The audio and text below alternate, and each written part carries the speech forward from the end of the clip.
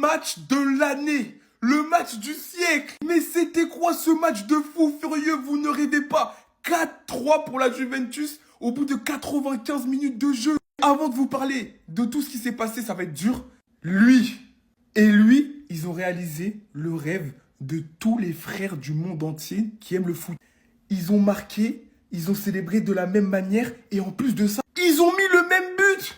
Ils ont mis le même but de la tête qu'Efren Thuram, de la tête Marcus Thuram. Les deux, ils ont mis le même but. Tout ça sous les yeux de Lilian Thuram, le papa avec son gros chapeau du grand-père d'Antirico. Mais ils réalisaient nos rêves en fait. Et comme si c'était pas assez, ils faisaient que de contester ensemble. Ils se mettaient des coups. C'était n'importe quoi. Il n'y a pas que qui ont brillé. Il y a aussi des Turcs. Les gars, Çalhanoğlu. Quel match doublé aujourd'hui pour lui. Dont un but d'anthologie. Contrôle poitrine. Il se met dans le sens du but. Reprise de volet. Petit filet. Je vous dis qu'il y a des génies incompris qu'on ne comprend toujours pas. Kenan Yildiz, regardez d'où il tire. 25, 26, même peut-être 30 mètres, frappe. Il se pose pas de questions, but. Dites-vous, le match, il a commencé à 1-0 pour la Juve. L'Inter, ils ont égalisé. La Juve, ils ont remis le but du 2-1. Après, l'Inter, ils sont repassés devant 3-2. Et c'est là où la Juve, ils ont eu un sursaut d'orgueil de malade qui est Efren Thuram qui a répondu à son frère avec la même célébration, tout. Et enfin, Hadžić est venu donner la victoire à la Juve. Non, mais les gars, c'était un match de fou furieux. Que Kenan Yildiz, c'est trop. Un but, une passe décisive, obligé, il part avec le trophée d'homme du match. Mais son football, les gars, on aime trop ce football-là. Mais arrêtez de sous-coter la Serie A parce que c'est trop. Quel match, merci aux 22, même aux 30, même avec le public. C'était une dinguerie. Je crois que là, ça définit vraiment le match. Mais quel match de fou entre les requins de Serie A. J'étais obligé de commencer avec cette image. Les deux frères qui s'envoient balle par balle. L'autre faisant prendre l'avance à son équipe. L'autre égalisant à la fin du match. Le premier Turc qui envoie un pétard derrière la ligne. Et vous allez comprendre pourquoi je dis premier Turc. Il n'en suffira pas beaucoup pour le deuxième. Mon chouchou osait le retoucher en sélection.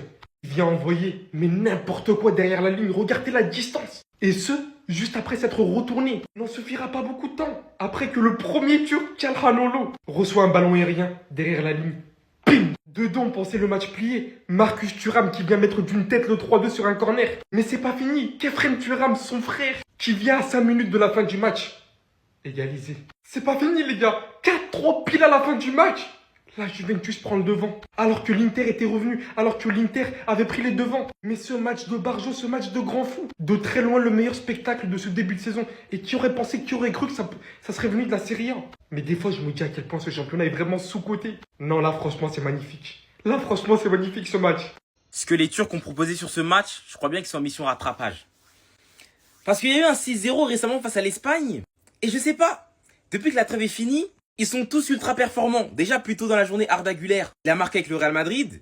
Et là, t'as Yildiz et Hakan Çalhanoğlu qui nous ont offert un spectacle. Oh, les buts! Parce que ce derby était fou et ceux qui se sont illustrés des deux côtés, c'était les Turcs. La Juve qui ouvre le score, Hakan qui va égaliser sur un long shot, pied gauche, tranquille. Le meilleur reste à venir. Yildiz qui va aller lui répondre quelques minutes après. Contrôle vers l'avant, missile envoyé d'ici, dans le petit filet d'Yann Sommer. Vraiment, j'ai l'impression qu'aujourd'hui, il a arrêté aucune frappe. Toutes les frappes, j'ai l'impression qu'elles sont toutes rentrées au fond des filets. Hakan, il a vu qu'Yildiz avait monté la barre un peu plus haute. Regardez la réponse.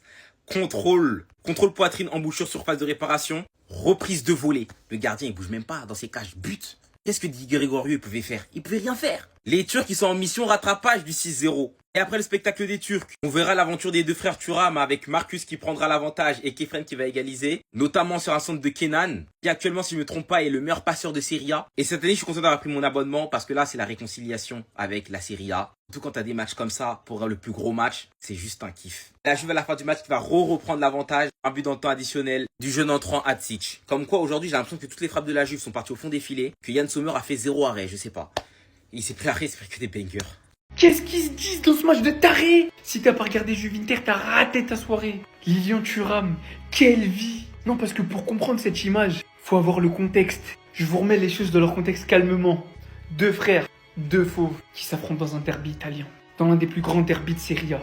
Juve Inter, Marcus Thuram, qui vient marquer le 3e but de l'Inter, à la 76e minute. Tout ça pour donner la victoire à l'Inter. Pas trop de célébration, il en fait pas trop. C'est le club de papa quand même. On respecte. Mais quand tu penses que le grand frère, il vient de mettre une baffe au petit frère, comme il se faut, comme il se doit, le petit frère, il a pas dit son dernier mot. Il égalise de la même manière que son frère. D'une tête, 3-3, à la Juventus, à Turin. Le stade explose. Et vous croyez le petit frère, lui il respecte les anciens. Il en a rien à foutre. Célébration, maillot. Et comme vous le voyez, célébration du grand frère devant lui. Et là, au moment où il parle, il y a 4-3. Vous voyez, Hadzic, 19 ans, entré en jeu, il décoche un pétard. Et on est passé de 3-2 pour l'Inter à 4-3 pour la Juve. Et je me dis que dans tout ça, il y a un père qui est lui-même une légende du football français, qui voit ses deux fils, un derby entre fils dans un derby du calcio. Vous voulez quoi de plus beau pour un père que de voir ses deux fils marquer des buts ultra importants dans un derby? Merci les Thuram. À tous ceux qui disent qu'ils sont pistonnés, à tous ceux qui disent qu'ils n'ont pas le niveau ou je sais pas quoi. Regardez la Serie A. Arrêtez de regarder Marcus Thuram en équipe de France quand il est replacé ailier gauche pour qu'il fasse les efforts défensifs à la place de Kylian. Et pour Kefred, regardez juste ces matchs, vous allez comprendre. Croyez-moi, s'il y a bien une dynastie qui mérite, c'est les Thuram. Alors là, on est sur l'image de la soirée. Pendant qu'on était là concentré sur le match du Real Madrid, il y avait deux frères qui s'entretuaient en Serie A. Marcus Thuram face à Kefren Thuram. Et le petit frère a gagné devant le papa. Voilà, il n'a pas séparé. La Juventus et l'Inter aujourd'hui se sont donnés coup pour coup. Jusqu'à la 90e minute, les amis, il y avait 3 partout. Il a fallu qu'une nouvelle recrue, Hadzic, vienne marquer son premier but en Serie A. Et il a fait gagner son équipe dans l'état additionnel. Et c'est pas tout. Quand on vous dit que c'était une guerre aujourd'hui entre les deux frères, c'est pas pour rien. Marcus Thuram a inscrit le 3e but de l'Inter à la 76e minute, les amis, de la tête. Et juste après, sur un magnifique centre de Kenan Yildiz, Kefren Thuram, le petit frère, vient égaliser avec la tête lui aussi. Et en parlant de Kenan Yildiz, est-ce qu'on peut en parler 2 secondes s'il vous plaît? Le frérot il a terminé homme du match aujourd'hui. Et j'ai envie de dire c'est mérité, on vient juste de voir sa passe décisive et regardez son but s'il vous plaît. À 25 ou 30 mètres des cages, il reçoit le ballon et il dégaine la frappe. C'était tellement bien cadré que le gardien n'a pas pu l'arrêter. Et grâce à cette victoire les amis, la Juventus prend la première place de Serie A. Dites-vous que ça faisait presque 5 ans que la Juventus n'avait pas eu cette place là. Ils ont eu des années de galère et là aujourd'hui ils passent premier. Mais c'est pas tout, c'est que le début. Parce que là comme vous pouvez le voir, Napoli est 2e et ils sont en train de jouer actuellement. Et s'ils gagnent aujourd'hui avec un très gros score, ils pourraient passer devant. Parce que là, comme vous pouvez le voir, la Juventus a seulement plus 4 de différence de but et eux, ils sont à 3. Bref, je sais pas ce que vous avez pensé du match pour ceux qui l'ont regardé. Dites-moi ça en commentaire. C'est une dinguerie! Il s'est passé une dinguerie dans le match Juventus-Inter. Le football italien, c'est une dinguerie! Tu m'as déjà la photo, tu vas comprendre. Je mets dans le contexte. Match de fou, 2 buts partout. La Juve et l'Inter se rendent coup pour coup. La Juve a mené l'Inter et s'est rattrapé. Vers la 78e minute, corner pour l'Inter. Tête de qui? Tête de qui? Tête de Marcus Thuram. Folie. Célébration de fou. Il fait sa célébration comme d'hab. Il monte son maillot. Ok, tout va bien. Il fait donc 3-2 pour l'Inter. Il reste une dizaine de minutes. Voilà. Normal. Et c'est qui marque?